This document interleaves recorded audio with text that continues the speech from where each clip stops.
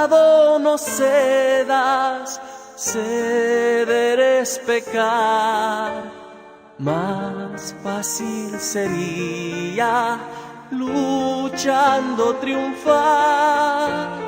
Valor pues resuelto, domina tu mal. Dios puede librarte de asalto mortal. Evita el pecado, procura agradar a Dios, a quien debes por siempre ensalzar. No manche tus labios, impudica voz, preserva tu vida de ofensas a Dios. En Jesús pues confía, en sus brazos tu alma hallará dulce calma, Él te hará vencedor. Amante benigno y enérgico sé, en Cristo tu amigo, pon toda tu fe, ríndele tu vida, ríndele tu ser. Corona te espera y vas a vencer. En Jesús pues confía, en sus brazos tu alma hallará dulce calma, Él te hará vencedor. En Jesús pues confía, en sus brazos tu alma hallará dulce calma, Él te hará vencedor.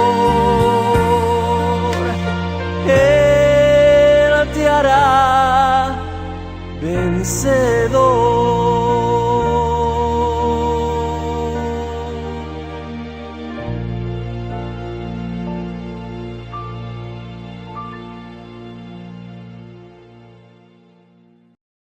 Y así se titula el tema, el toque divino. Cuando Dios toca nuestros corazones, nunca más volvemos a ser igual. Así que oremos. Padre Celestial, estamos listos para esta responsabilidad que tú has designado en tu siervo. Permite que tu Espíritu Santo toque nuestras vidas, que me dé las palabras adecuadas para predicarla y que el tema, Señor, nos ayude a hacer un cambio en nuestros corazones. Estos favores te los pedimos en el nombre de Jesús. Amén. Como le dije, el título del tema es el toque divino.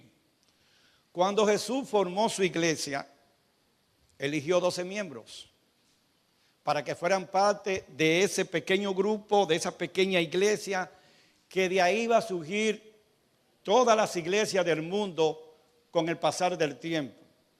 Pero a mí me llama poderosamente la atención que la iglesia que Jesucristo eligió fue una iglesia donde no solo había un miembro perfecto, uno solo de ellos no era un santo, no era perfecto, sino que eran miembros con diferentes caracteres y forma de ser, no con diferentes culturas, porque todos eran judíos, pero sí tenían un carácter diferente. Al principio Jesús pasó mucho trabajo con ellos. Podemos, por ejemplo, ver el caso de Santiago y Juan, que se ganaron un título no muy bueno para todo el mundo. Le pusieron el título de hijos del trueno. Imagínense, eso parece que explotaban con usted toparle.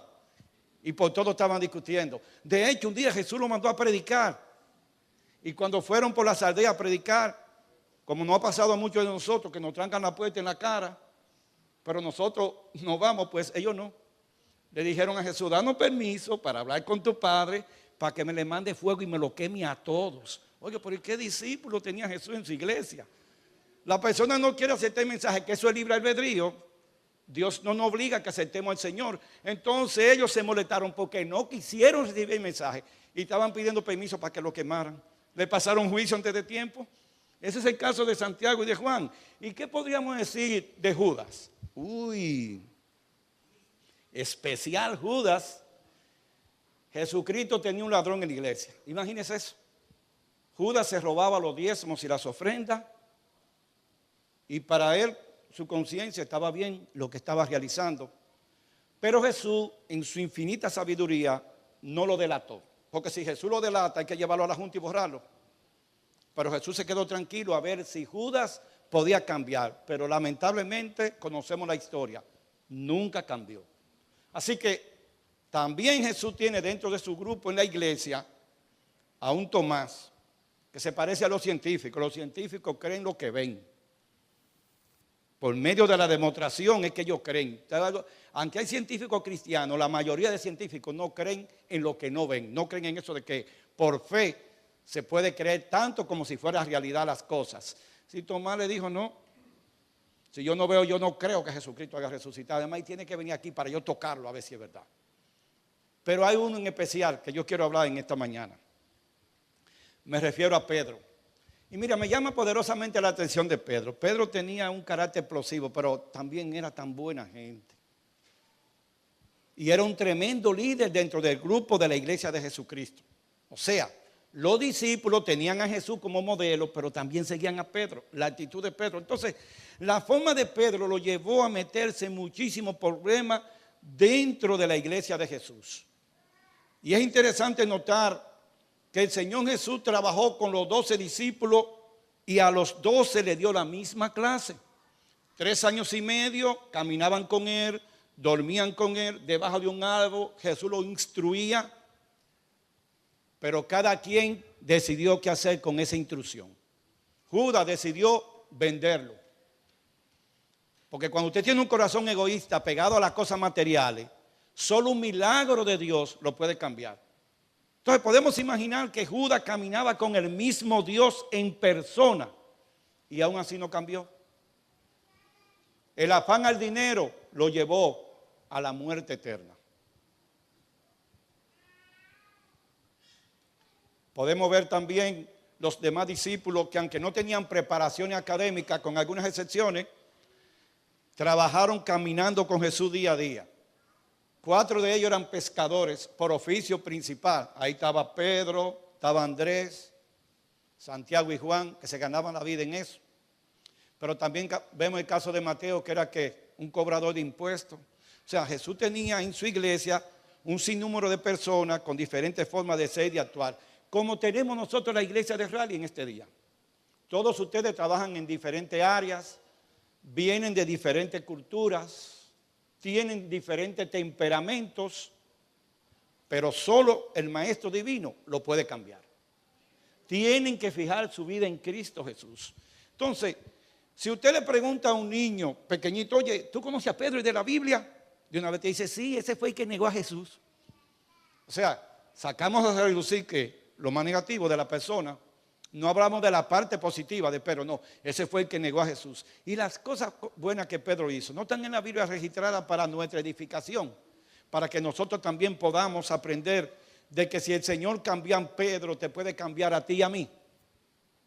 Veamos cómo era el primer Pedro, porque aunque el título lleva en el tema toque divino, vamos a hablar del Pedro 1 y el Pedro 2. Un Pedro antes de entregarse a Cristo y un Pedro después de conocer a Cristo. Y lo que me interesa destacar es que muchos de nosotros podemos tener bastante tiempo en la iglesia y todavía estar en el Pedro 1.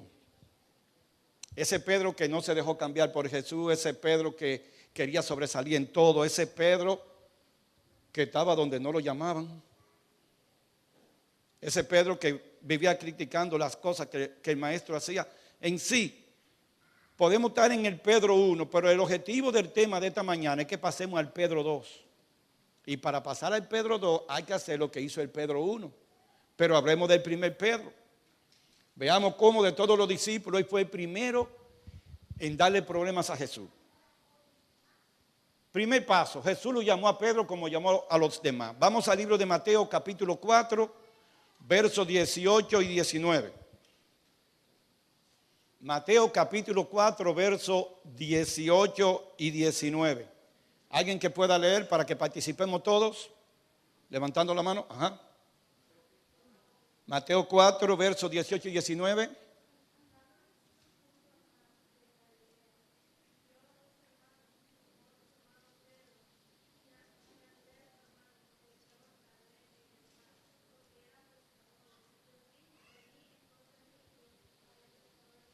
Muy interesante, los dos primeros discípulos que el Señor llama, a Pedro y a su hermano Andrés, que eran que pescadores, y el Señor le dice, oigan, yo ahora los estoy llamando a ustedes para hacerlos pescadores de hombres. Un llamado y un propósito que el Señor hace con Pedro. Pedro siempre quería sobresalir en todo. En el caso de los discípulos, tenía un temperamento bien fuerte, pero a la vez tenía un corazón bien débil. Y eso le ayudó a ganarse el cariño de los discípulos. Vamos al libro de Mateo ahora, capítulo 14. Le voy a dar la cita bíblica, pero no la vamos a leer por el factor tiempo. Mateo capítulo 14, del 22 al 31. Ustedes la tienen ahí, van conmigo en lo que yo les voy a comentar. ¿De qué está hablando aquí este pasaje bíblico? ¿De qué habla? ¿Cómo?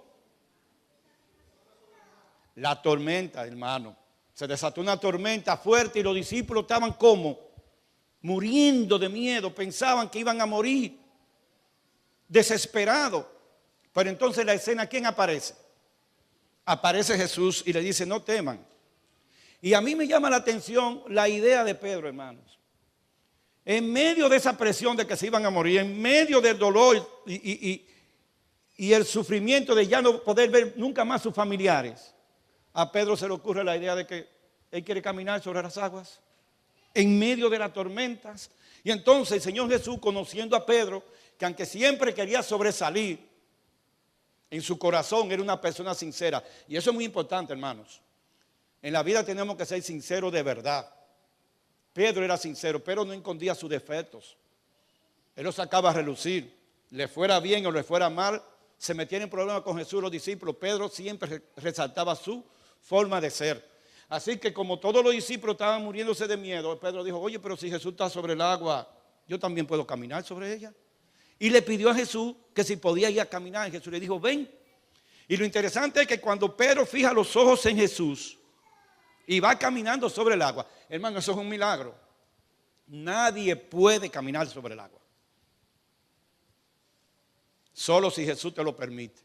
Así que Pedro va caminando por el agua como si fuera por tierra seca. Y mientras estaba viendo a Jesús, pudo caminar sobre el agua. Pero en un momento dado, ¿qué dice la palabra de Dios? Pedro miró atrás, como queriendo decirle a los discípulos, miren, yo lo puedo hacer y ustedes no. Yo estoy caminando sobre el agua. Pero ¿qué sucedió cuando Pedro quitó la vista de Jesús? Comenzó a hundirse. ¿No tiene eso un mensaje para nosotros? En nuestra vida diaria, cuando viene la tormenta de las pruebas, de las dificultades, de la falta de trabajo, de salud, de la separación de pareja, del hijo que se me va a la calle. ¿Cuál es el mensaje aquí en esta escena de Pedro?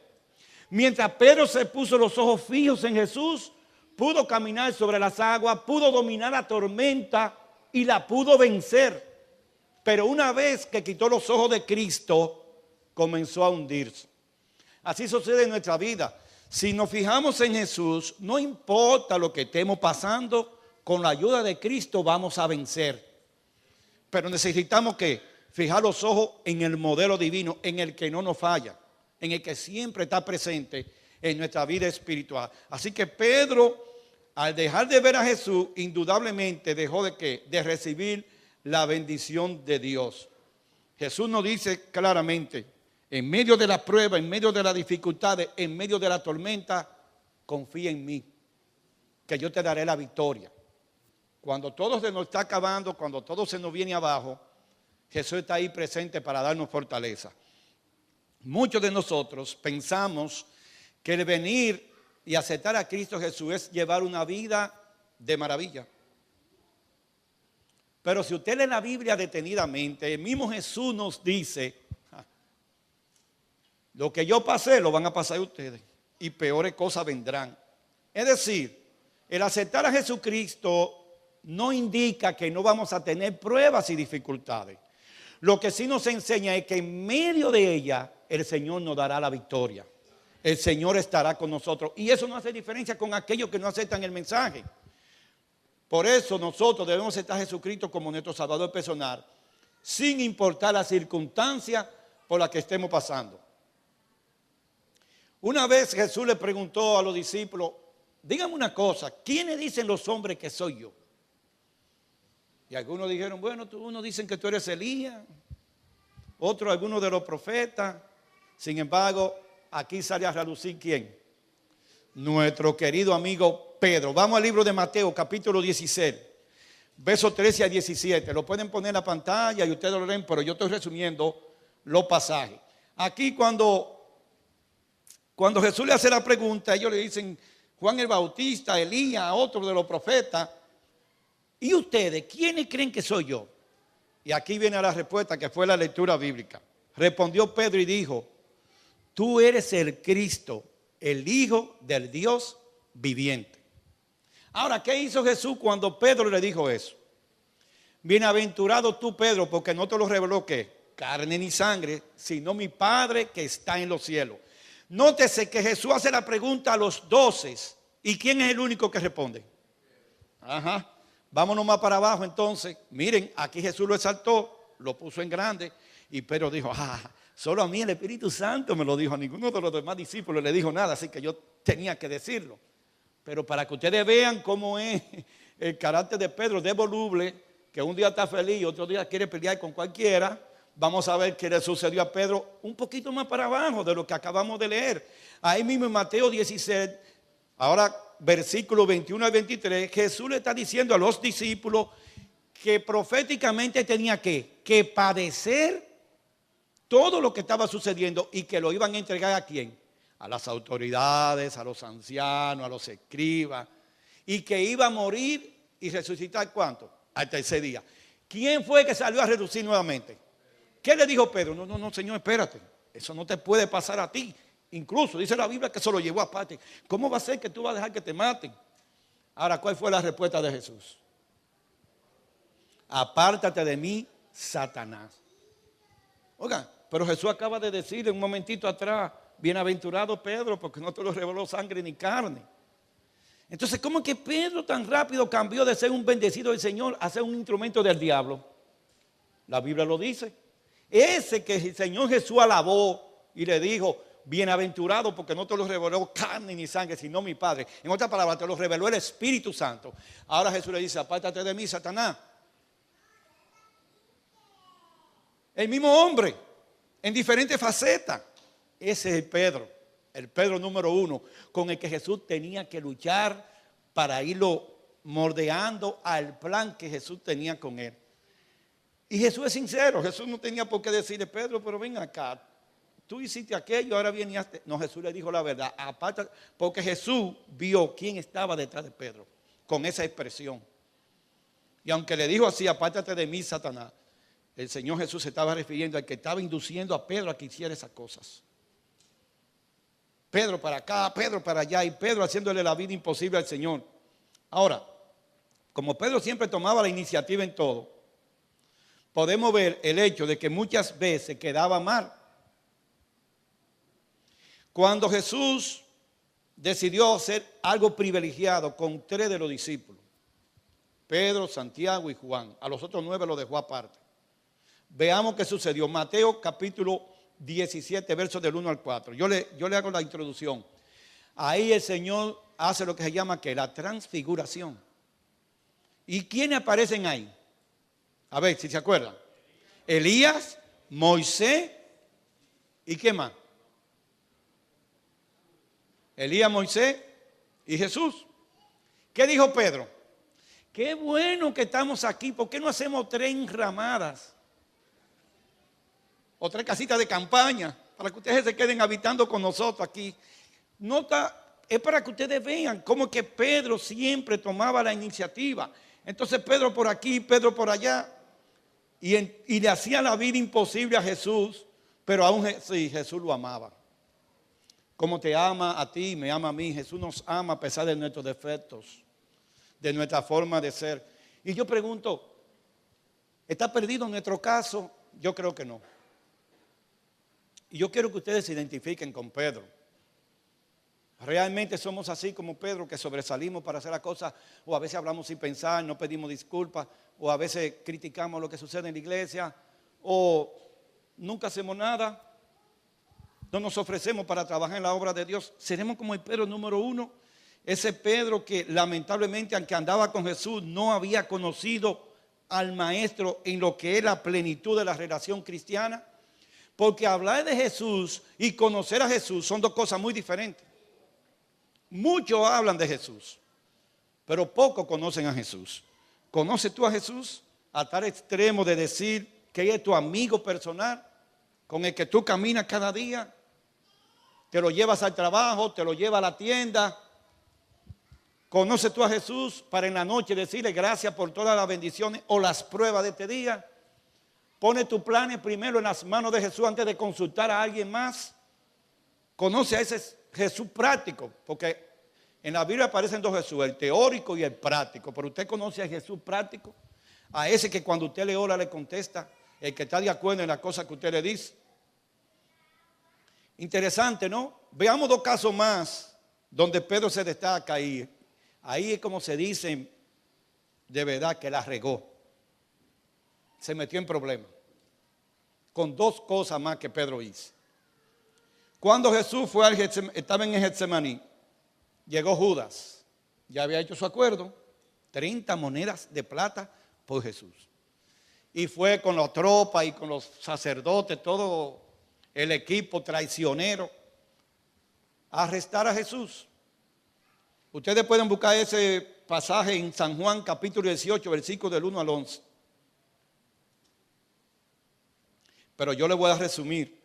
Cuando llegan, ¿qué hizo Pedro en ese momento? ¿Quién me dice?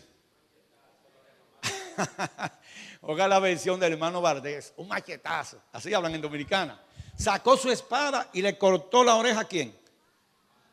A un criado del sumo sacerdote. O sea, no fue a cualquiera que le hizo eso.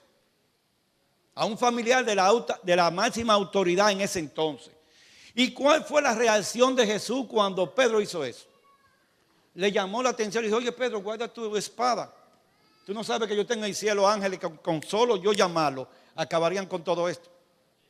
La Biblia también habla que Jesús tuvo compasión de Malco, así se llamaba, al que le cortó la oreja y lo sanó. Ahora, lo interesante de cómo es posible que tú andes con Dios en la tierra, el mismo Dios en persona, y tú andas armado. Explícame eso. ¿Sabía Jesús que Pedro tenía esa espada, sí o no? Sí. Pues Jesús nunca le dijo nada. Ahora, ¿por qué Pedro saca la espada y quiere resolver en términos humanos? No, yo defiendo a mi maestro, porque este va a ser el rey aquí y me va a poner en un buen cargo cuando esté en su gobierno. O sea, también andaba buscando lo suyo. Vamos a ayudar a Jesús. Y Jesús le dijo, no, mi reino no es de esta tierra, brother. El mío está allá arriba, a mí no me interesa nada material de aquí. De hecho, yo soy dueño de todo lo que existe. Así que guarda tu espada. Entonces, aunque Pedro andaba con Jesús, no estaba convertido en Jesús. Grábelo. Ahora, yo no concibo un hermano. ¿Hay algún hermano aquí que tiene un arma que para defenderse de los atracadores de la calle? Dígame. ¿Alguien aquí usa su arma? Porque aquí estamos tan liberales que usted puede andar con su arma en su carro. La pregunta, usted como cristiano, no me refiero a la Biblia, yo me refiero a un alma de verdad. Porque la Biblia es un alma espiritual, yo me refiero a un alma de verdad. Bueno, yo respeto si alguien aquí en la congregación tiene una pistola en su casa guardada, porque dice que para si un día se mete un ladrón. Pero Pedro andaba armado. ¿Y por qué se destaca Pedro? Porque él sobresalía en todo. ¿Quién sabe si otro de los discípulos también tenía su arma? ¿Por qué la sacó ahí y la usó fue Pedro? Porque Pedro quería sobresalir en todo. Ahora, todos los discípulos sí tenían una idea clara. Querían que Jesús se subiera en el trono, en el trono terrenal. ¿Para qué? Para cada uno coger su tajada. ¿Qué le dijo la mamá de Santiago y Juan? Oye, cuando tú estés gobernando, ponete a la derecha y este a la izquierda. Secretario de Finanzas y este aquí, un cargo de lo bueno. Oye, pensando en las cosas de la tierra. Y Jesús, mi reino no es de esta tierra. Yo no he venido a eso. Así que Pedro, hermano, se metió en un problema bien serio. Gracias a Dios que Jesús sanó al muchacho eso. Por eso me imagino que no se lo llevaron preso, porque Jesús resolvió ahí. Pero no es así, hermano. Cuando usted tenga un problema, la violencia no resuelve. Debe ir a los pies de Jesús y poner las cosas en la mano de Dios. Y yo siempre lo digo en mi tema. Usted hace la parte humana y Dios hace la divina. Aquí Pedro hizo la humana, pero el Señor no lo mandó. Pero como quiera Jesús hizo la parte divina. Ahora veamos otro caso más. Vamos al libro de Mateo capítulo 26. Anoten los versículos desde el 69 al 75. Este es el caso más conocido de un Pedro que no conocía a Jesús. ¿Qué sucedió ahí? Se llevaron a Jesús preso.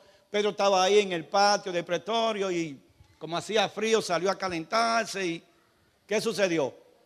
Ese mismo que él le cortó la oreja, dijo un familiar de él: oye, tú andabas con Jesús, yo te vi. Le dijo que no a eso. Después una de las sirvientas que estaban ahí le dijo: sí, tú eres Pedro y tú andabas con Jesús, tu forma de hablar y tu forma de vestir dice que tú seguías a Jesús. Y el hombre dijo malas palabras. La Biblia dice que dijo cosas impublicables, o sea, se airó tanto para negar a su maestro que dijo cosas que ustedes no se pueden imaginar. ¿Y qué fue lo que Jesús le dijo a él? Me negará cuántas, cuando cante qué, el gallo.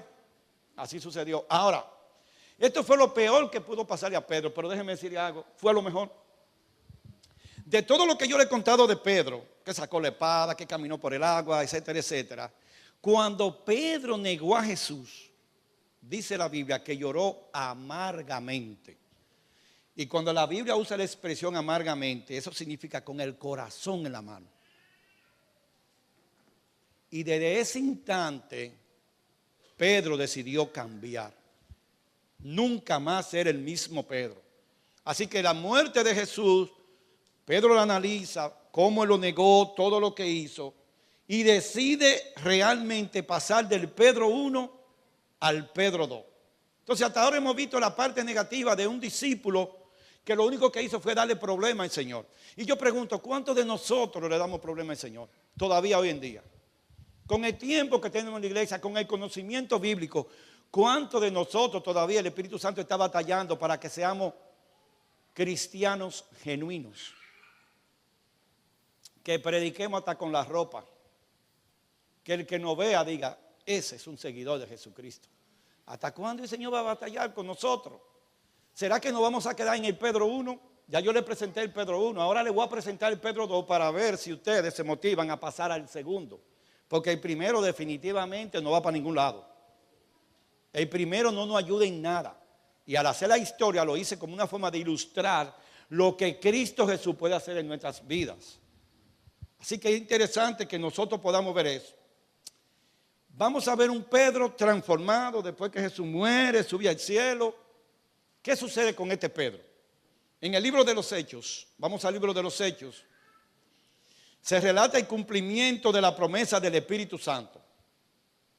Ya la profecía de Joel 2:28 lo decía, que en los últimos días los niños, los adultos, los ancianos, hasta los siervos recibirían el poder del Espíritu Santo. Pero aquí Pedro, al recibir el Espíritu Santo, predicó un sermón que yo considero uno de los más poderosos que hay en la Biblia. En una sola noche, más de 3,000 personas entregaron sus vidas al Señor. Solo con Hechos capítulo 2, solo con el poder de Dios se puede hacer una cosa así. Hechos capítulo 3, verso 1 al 8. Hechos 3, del 1 al 8. En el capítulo 2 nos habla del sermón, pero otra característica que quiero presentar de Pedro está en Hechos 3, capítulo, versos 1 al 8. Pedro, como judío al fin, ¿a dónde iba los sábados? A la iglesia, que se llama en la Biblia la sinagoga, es lo mismo. Así que cuando él va para la iglesia con Juan, que eran panas, Juan y él, imagínense, esa forma de carácter que tenían Juan y Pedro, el hijo del trueno y Pedro, y se hicieron así amiguitos. Andaban para arriba y para abajo. Entonces van al templo a adorar al Señor. ¿Qué se encuentran en la puerta? a un paralítico que está pidiendo. Y cuando Pedro se le para, yo me imagino el paralítico decir, este me va a arreglar el día hoy a mí. Tremenda ofrenda que me va a dar.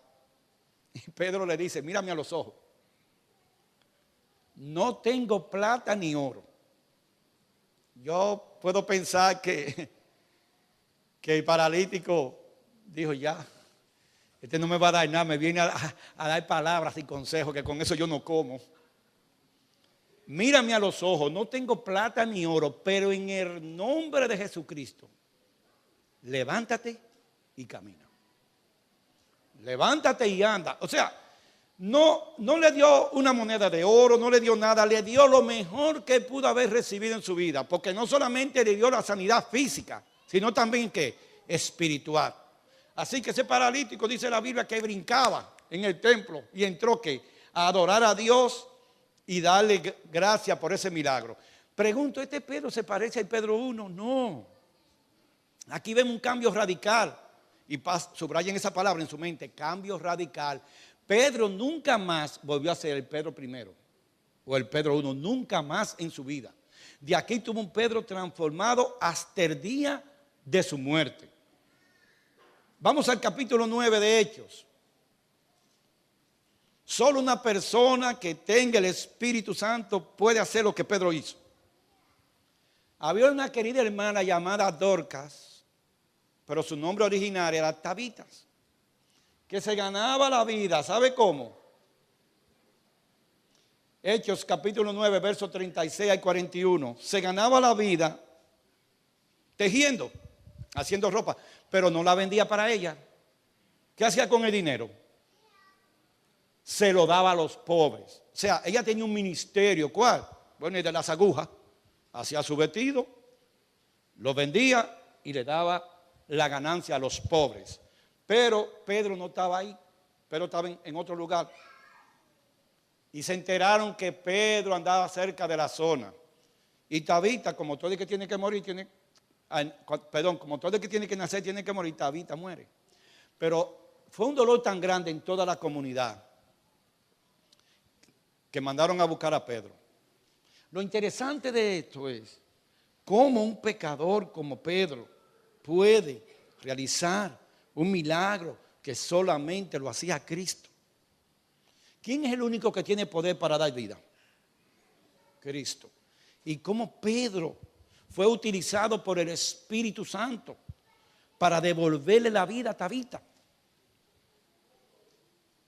La única respuesta que yo tengo es que Pedro llegó a tener una relación tan estrecha con Jesús que ese mismo Espíritu Santo que usó a Jesús, usó a Pedro. Y yo quiero que en el tema de esta mañana no se le olvide eso, hermano. Usted puede llegar a ser el Pedro 2, pero tiene que hacer lo que Pedro hizo. Pedro dejó todo en la mano de Dios y comenzó a tener una relación personal con Dios cada día. Se mantenía el día entero en oración. Y dice la Biblia, si ustedes lo pueden leer más adelante, que él tenía por costumbre ir al templo que a las 3 de la tarde, como hacían los judíos, hacían su culto. Y en la noche se juntaban en las casas y solo iban a la iglesia los sábados, pero en la semana tenían su grupo pequeño. Al Pedro realizar este milagro de resucitar a Tabita, me deja entender a mí que también hay esperanza para cada uno de nosotros. ¿Cómo lo logró Pedro? ¿Ustedes creen que fue un cambio de hoy para mañana? No, nótese que después que Jesús fue crucificado y resucitó, subió al cielo, de Pedro se quedó con los demás discípulos y pasó un tiempo así y era orando, ayunando. Dice la Biblia en Hechos ahí que la iglesia estaba en una sola unidad, todos lo tenían en común. Pero lo interesante de esto es que Pedro decidió serle fiel a Dios en todas las cosas. Yo pregunto, ¿la historia de Pedro es un mensaje para nosotros, sí o no? ¿Creen ustedes que podemos llegar a ser como Pedro, sí o no? ¿Y dónde está la clave? La clave de llegar a ser el Pedro 2, ¿dónde está? Es una entrega total a Dios. Cuando decimos total es que todo es para Dios y nada es para mí. Una entrega total a Dios es el hecho de que yo no me pertenezco y mi trabajo, mi familia, mis hijos y mi tiempo le pertenece a Jehová. Cuando Dios ve que tú haces una entrega así total a Él, entonces Él puede usarte como un instrumento para su obra. Y Pedro lo logró. Ahora, ¿fue fácil? No, hermanos, no fue fácil. Yo puedo pensar que a Pedro lo que más le dolió de todo no fue cortarle la oreja al jovencito ese. Tampoco fue que se estaba hundiendo en el mar. Para mí, lo que Pedro más le dolió fue negar a Jesús cuando Jesús más lo necesitaba. Y yo pregunto, ¿lo hemos hecho nosotros también? ¿No hemos negado a Jesús en determinadas situaciones de nuestras vidas? Claro, todos, yo me incluyo, lo hemos negado. A veces hacemos cosas que nos convienen y nos olvidamos que el Señor nos está observando en el cielo. Hemos fallado al Señor, como el Pedro 1, le hemos fallado. Pero aquí tenemos a un Pedro 2 que reconoció sus errores y le dijo, Señor Jesús, desde ahora para adelante te voy a servir mientras vida yo tenga. Y lo cumplió. Y fue tan así que cuando lo fueron a crucificar, ¿qué pidió Pedro? Que lo crucificaran ¿cómo? Con la cabeza hacia abajo le dijo al verdugo, oye, yo no soy digno de que tú me crucifiques como a mi maestro. Ponme al revés. Y eso debe ser duro. Pero ¿por qué Pedro pidió eso? Había llegado a ser tan humilde en su relación con Dios que no merecía morir como murió su amado maestro. La verdad que nosotros podemos entender que Dios tiene un plan en nuestras vidas. Miren la invitación que nos hace Jesús a nosotros en esta mañana. Mateo capítulo 11, verso 28. ¿Qué dice? Venid a mí todos los que estéis trabajados y cargados, y yo, ¿qué cosa? Yo os haré descansar. Jesús nos invita a que dejemos todos en sus manos. Si hoy en día las cosas no te están saliendo bien, tú necesitas aceptar esta invitación del Señor. ¿Y sabe cómo Jesús valora a un cristiano? Cuando le está yendo mal y lo pone a Él en primer lugar. ¿Ustedes creen que humanamente es posible alabar a Dios en medio del dolor? En medio de la enfermedad, en medio de un divorcio. Es posible alabar a Dios, decir, bueno, Señor, mi esposa me está dejando o mi esposo me está dejando con 4 muchachitos, yo te voy a alabar. La lógica te dice que debe hacer eso. En la lógica humana no te sale, pero en la lógica de Dios sí. Al tú alabar a Dios, el problema disminuye y ya Dios te detiene la solución. Cuando tú lo alabas de corazón. Así que Pedro entendió ese mensaje. Y Dios te dice a ti y a mí, y esto también, esta invitación va para los que están a través de la internet. Dios te hace un llamado a ti. Dios te dice, venid a mí los que están trabajados y cansados, que yo os haré descansar. Si tú estás pasando por una situación difícil, una enfermedad que no tiene cura para los hombres, pero que para Dios sí la tiene. Si tiene un hijo en la droga o en la cárcel, no importa tu situación, debe confiar en Jesucristo, porque en Jesucristo está la solución. Y en esta mañana nosotros podemos entender que si el Señor cambió a Pedro, te puede cambiar a ti y me puede cambiar a mí. Dios es el único que tiene ese poder. Un pasaje más de la Biblia, Apocalipsis capítulo 3, verso 20. Todos lo conocemos, pero lo hemos analizado. Jesús dice, he aquí yo estoy a la puerta y llamo. Si alguno oye mi voz y abre la puerta de su corazón, entraré a él, cenaré con él y él conmigo. Pero esa invitación tiene una condición. He aquí yo estoy a la puerta, ¿qué? Y llamo. Si alguno oye mi voz. ¿Por qué Jesús dice si alguno oye mi voz? Porque hay muchos que no quieren escucharlo. Y como Dios es un Dios democrático, no te puede obligar. Por lo tanto, tú tienes que tomar la decisión de abrirle la puerta al Señor. Y yo no me refiero a la puerta de la casa, hermano. Esta invitación de cenar con Jesús no se refiere a cenar en tu casa. Esta es para la cena en las mansiones celestiales. La cena con el Cordero.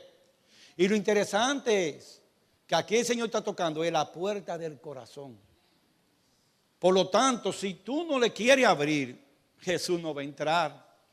Él te respeta tu decisión. Por eso tenemos el libre albedrío. Ahora, si tú le abres tu corazón al Señor y le dices, Señor, quédate conmigo aquí, Jesús nunca se va a salir. Porque eso es lo que Jesús quiere, vivir dentro de tu corazón para que tú seas como el segundo Pedro, que hasta la hora de su muerte puso a Dios en primer lugar. Y ahora yo voy a hacer un llamado. Y con esto voy a finalizar. Nadie de los que están aquí presentes puede decir que su caso está perdido. Nadie. En lo personal y por experiencia le puedo decir que mientras estemos confiando en Dios hay esperanza. Tú tienes un problema personal ahora, el que sea. Este es el mejor momento para tú traerlo al altar, a la presencia de Dios. Bueno, pastor, pero tengo varios años orando y no se me ha resuelto. ¿Y qué va a hacer? ¿Lo va a soltar? No. Ahora ora con más fe para que Dios te conteste. Recuerden que el tiempo de Jehová no es el tiempo tuyo y mío. Claro que humanamente uno se cansa de esperar. Oye, yo estoy esperando, tengo 10 años pidiéndole al Señor por un problema y no se me ha resuelto. ¿Y cuándo es que me lo va a resolver? Al tiempo de Él. Si Él no te lo ha dado en esos 10 años, es porque Él entiende que no te conviene ahí. Pero no quiere decir que no te lo va a dar. Te lo va a dar al tiempo de Jehová. Entonces, la situación de este mundo que estamos viviendo, todo lo que está sucediendo, nada más, solamente dice dos cosas. Número uno, o usted se prepara para la venida del Señor que está a la puerta, no importa el tiempo que se coja para venir, el Señor está cerca, o usted se une a la gran mayoría que se están perdiendo. Pero no hay otra solución. Este es el camino del Señor y este es el camino del enemigo. De usted depende con cuál de los dos se quiere quedar. Yo sé que en nuestro corazón queremos estar del lado del Señor, pero nuestra naturaleza pecaminosa nos lleva para el otro lado. Por eso el apóstol Pablo dice, miserable hombre de mí, ¿quién me librará de este cuerpo de muerte? Y Pablo entendió bien claro que la lucha no es un juego. ¿O ustedes creen que Satanás no intentó varias veces quitarle la vida a Pablo para que no predicara el evangelio? Pero no lo logró porque Pablo tenía ahí a quién, a su mejor amigo, a su aliado, a Jesucristo, que lo defendió en cada momento. Entonces, si usted decide pasar al frente y decirle, Señor, yo quiero ser como el Pedro 2, prepárese que la lucha viene. Pero así como venció Pedro, podemos vencer tú y yo. ¿Quiénes son los valientes que desean pasar aquí para que su servidor ore porque el Señor les resuelva su problema? Aproveche esta oportunidad y venga, que yo voy a orar por usted. No importa la situación. Lo importante es que aquí Dios, una vez más, le va a confirmar que Él tiene su problema en su agenda personal y que Él se lo va a resolver al tiempo de Jehová. En la unión está en la fuerza y la Biblia dice, hay 2 o 3 orando, yo estoy en medio de ellos. Así que vengan aquí para que oremos de una forma que Dios nos responda. Y les voy a decir algo, por experiencia personal, en esta semana Dios va a hacer milagros con nosotros. A muchos de nosotros nos va a contestar oraciones que tenemos tiempo que no nos contesta. Pero ore con fe, ore confiando en que ya es un hecho, aunque todavía usted no lo está viendo. Dios tiene poder. ¿Alguien más se motiva a pasar? Venga y aproveche esta oportunidad. Orar aquí en el altar sagrado es una oración intercesora que llega directamente hacia el trono de la gracia. Y Dios allá resuelve. No nos desesperemos, hermano, eso quiere el enemigo. Que nos desesperemos y hagamos cosas que a Dios no le agrada. Esperemos en Jehová, porque las promesas de Dios son fieles y verdaderas. Vamos a arrodillarnos ante el único que se merece la honra y la gloria. Divino Padre que estás en el cielo, una vez más venimos ante tu presencia. Reconociendo que somos pecadores, que tenemos defectos, confiamos en tu promesa que son fieles y verdaderas. Tú nos haces la invitación, venid a mí todos los que están cansados y cargados, que yo os haré descansar. Llevad mi yugo porque ligera es mi carga. Y tú, Señor, ya pasaste la experiencia que nosotros estamos pasando. Te pedimos que por los méritos de Cristo Jesús, tú respondas a las peticiones de cada persona que está en este lugar. Tú la conoces toda, Señor, inclusive aquellas que no han salido a la luz pública.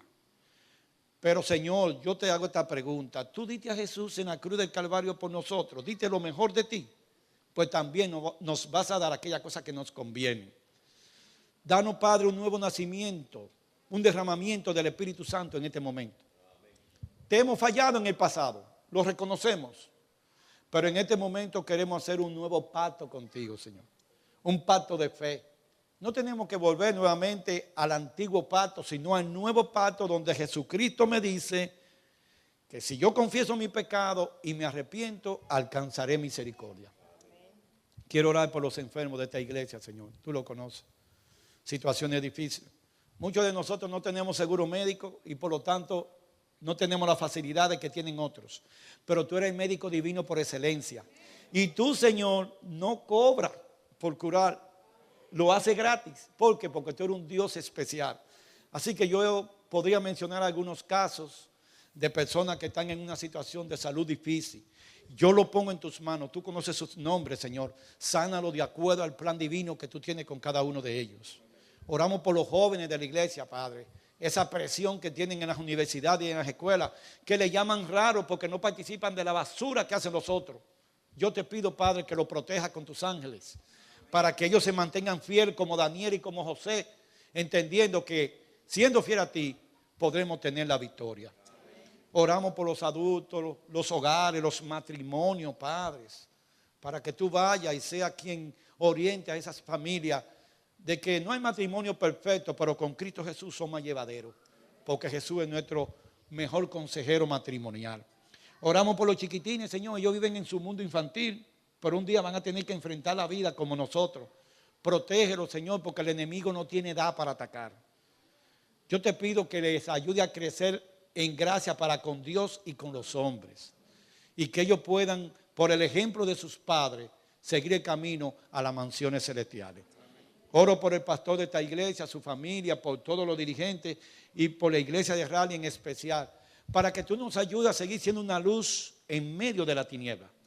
Y que donde quiera que estemos, Señor, podamos predicar tu evangelio y que otros vengan a los pies de Cristo Jesús. Estos favores te los pedimos en el bendito nombre de nuestro Señor Jesucristo. Amén y amén. Dios me le bendiga a todos, hermanos, confiando en las promesas de Dios que son fieles y verdaderas.